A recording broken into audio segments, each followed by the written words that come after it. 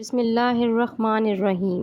حضرت ابن عمر رضی اللہ تعالیٰ عنہ سے روایت ہے، ایک شخص نبی کریم صلی اللہ علیہ وآلہ وسلم کی خدمت میں حاضر ہوا اور عرض کیا، اے اللہ کے رسول، مجھ سے ایک بڑا گناہ سرزد ہو گیا ہے، یعنی میں ایک بہت بڑے گناہ میں مبتلا ہو گیا ہوں جس کی وجہ سے میں آپ کی خدمت میں حاضر ہوا ہوں، کیا اس سے توبہ کی کوئی شکل ہے؟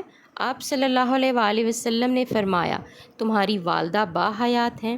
دوسری روایت میں اس طرح کے الفاظ ہیں، تمہارے والدین حیات ہیں؟ اس نے کہا نہیں۔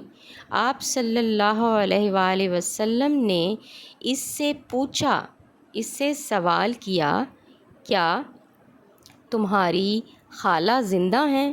اس نے جواب دیا ہاں۔